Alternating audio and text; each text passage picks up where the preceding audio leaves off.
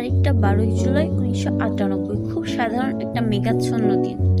আকাশে এই তো অঝোরে কাঁদবে বলে পার্কের শেষ মাথায় একটি মেয়ে বসে, নীরবে নির্জনে, হাতে হুমায়ুন আহমেদের অপেক্ষা সবে প্রকাশিত বই।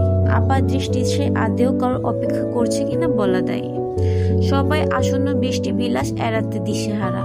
মেয়েটি বসে রইল 78 নাম্বার পৃষ্ঠার দিকে চেয়ে। মাঝে মাঝে এমন সব কাজ করে বসি যার কোনো কারণ নেই, প্রয়োজন নেই, শুধু কেন প্রশ্নের উত্তর বলা দেয়। আজ একটু মন যা আবদার করছে তাই শুনছি। গুঞ্জনের আজকে দিনটা তাই। আজ তার মন বলছে সে কোথাও যাবে না, পার্কে বসে বই পড়বে যতক্ষণ না তার বই পড়ায় বাধা আসবে বা কেউ তার কথা বলবে না। বাহ, সকালে নিজের মনের এই অদ্ভুত আবদারে হেসেছিল সে। বুক সেলফের যে বইটি পছন্দ হলো সেটি নিয়ে নিল।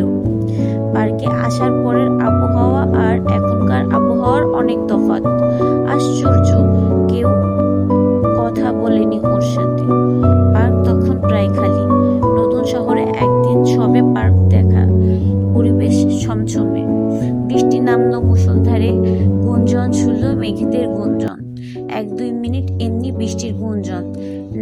মিনিট আটেকের মাথায় একজন দেখা গেল পার্কে দৌড়াতে দৌড়াতে আসে। ছাউনির নিচে দাঁড়ালো কিছুক্ষণ। বেজা পকেট থেকে ফোন বের করে কর্কশ ভাষায় ওপারের লোককে দ্রুত বাইক আনতে বলতে শোনা গেল। কথা শেষে কি ভেবে আশেপাশে তাকাতেই দেখতে পেল একটি মেয়েকে। তার পাশের ছাউনির একটি বেঞ্চে বসে আছে। অফ হোয়াইট রঙের শাড়ি, হাতে তেমনি রঙের একটি বই।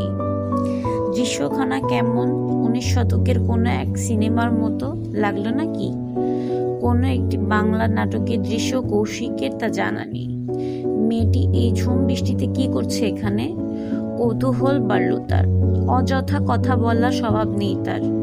মেয়ে লোকের সাথে তো নেই। দলবল সাথে থাকলে জুনিয়রদের শাসানো ভিন্ন।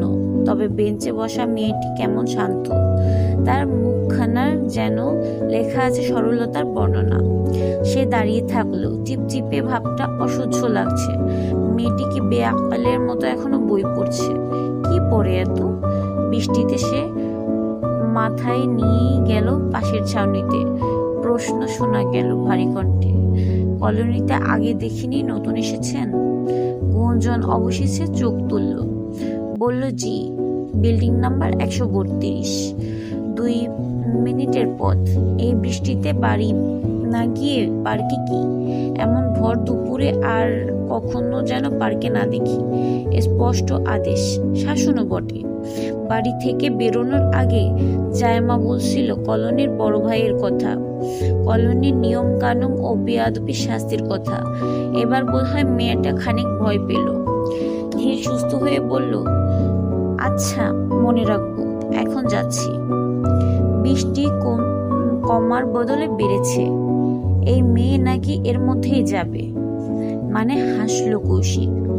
তার ঠান্ডায় বসে যাওয়া কণ্ঠে শোনা গেল, আর একবার, বৃষ্টি কমার পরে গেলেও হবে। তারপর দীর্ঘ নীরবতা। নীরবতার এক পর্যায়ে ভাঙল গুঞ্জন। নিজ থেকেই বলল, চুপচাপ বসে থাকতে বিরক্ত লাগছে না? গল্প করবেন? ব্রু কুঁচকে তাকালো ছেলেটা। আসলে বড্ড অসহ্য লাগছে। বিরক্তকর এই দিনে কেন যে প্রয়োজন ছাড়া তাকে বাইরে দেখা যায় না। সে যাক, মেয়েটি মন্দ বলেনি। বজ্জাত বন্ধুটা গাড়ি নিয়ে না আসা পর্যন্ত গল্প করে সময় কাটানো মন্দ নয়, বরং অপরিচিত কারোর সাথে বসে থাকার চেয়ে ঢের ভালো। কি নিয়ে গল্প করব? এ মেয়ে বই, এসব বই সে পড়ে না, ধারণাও রাখে না। এসব সময় আছে নাকি? মুখে বলল, কি বিষয়ে গল্প করতে চাচ্ছেন? বিষয় লাগবে না, কথা বলতে বলতে বিষয় নিজ থেকেই আসবে। কৌশিক দেখলো তাকে, মুখে বলল, আচ্ছা। 1 মিনিটের নীরবতা। বইল আবারও, আশ্চর্য, মেয়েটি কি চাইছে? ও কিছু বলুক।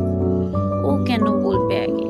মেয়েটি এর মাঝে বলল, আপনি এই কলোনিতে থাকেন? কৌশিক সামনে তাকিয়ে বলল, আমার বন্ধু থাকে, তার বাসায় যাচ্ছিলাম, যাওয়ার পথেই বাধা। ও, তাহলে আমি নতুন পুরাতন আপনি বুঝলেন কিভাবে? হাস্যকর কথা, এ তো আমার বন্ধুর বাড়ির নিজের বাড়ি থাকেও কয়দিনও। ভার্সিটির পোলাপন দিয়ে কলোনির 80% ভরা। কি কি বেয়াদবি করলো, কাকে কি শাস্তি দেবে, এর গুরুদায়িত্ব তো তারই। কে আসলো কে গেল সে জানবে না তো জানবে কে? এই মেয়ে। মুখ দেখে তো মনে হয় বয়স অল্প, ভাজা মাছখানা উল্টো খেতে পারবে না, আর কণ্ঠ তো চড়ুই পাখির মতো, বেশ ভূষায়, কেমন একটা বড় বড় সব জানতা ভাবুক ভাব। গুঞ্জন উত্তর না পেয়ে ফের প্রশ্ন ছুড়ল, বুঝলেন কিভাবে? কলোনির সব মেয়েদের আপনার চেনা? আচ্ছা, বেয়াদব তো এই মেয়ে। যাই হোক, তাকে আর চেনে না। কৌশিকের হঠাৎ রসিকতা করতে মন হলো। মুখ স্বাভাবিকের চেয়ে একটু গম্ভীর করলো। তার চোখে চোখ রেখে বলল ধীরে সুস্থে, গত 53 বছর ধরে এখানে আছি। ছোট থেকে বড় হওয়া, মরে যাওয়া, মরার পর ঘুরে বেড়ানো, সব এখানেই। আমি চিনব না তো কে চিনবে? মেয়েটি ডাগর ডাগর চোখে স্পষ্ট বিস্ময় ও আতঙ্ক। কৌশিক মনে মনে হাসল। ভালো হয়েছে, এই পুচকে মেয়ে তাকে আকারে ইঙ্গিতে বখাটে ভাবল। এবার বোঝ, আমার সব মেয়েদের চেনার কথা নয় কি? আপনি ভূত? ভূত বলবেন না, আমি কষ্ট পাই। কৌশিক মেয়েটির থেকে 2-4টে আতঙ্কবাণী আশা করল। আরো 2-1টি বাক্য ভূতরে বাক্য শেষে বোকা বানিয়েছে বলে দেবে ভাবল, অথচ মেয়েটি চোরের মতো তাকিয়ে আছে। বলল, এই দেখুন, আপনার বন্ধু বোধ হয়। কৌশিক তাকালো। এই বৃষ্টিতে তারা দুজন বাদিতে আর কেউ নেই। মেয়েটি তাকে বোকা বানিয়ে দিল। সে ফিরল মেয়েটির দিকে। মেয়েটি তখন বৃষ্টি মাথায় নিয়ে দৌড়ে যাওয়ার যে সে কি ছিল কে জানে। কৌশিক কিছু ডাকলো না। মেয়েটির ভুল ভাঙাতে পেছন থেকে বলল, আরে বোকা মেয়ে, মজা করছিলাম। সে দেখলো একটি মেয়ের দৌড়ে পালানো। হাসলো বোধ হয় একটু। বেঞ্চে বসে দেখলো পাশে বইটি ফেলে গেছে মেয়েটি। ওই ভীতু অপেক্ষাওয়ালি ভেরি ইন্টারেস্টিং। ওর নাম কি ওর জানা হলো না। বেশ ভূষার সাথে অবশ্য অপেক্ষাওয়ালা নামটা বেশ মানিয়েছে।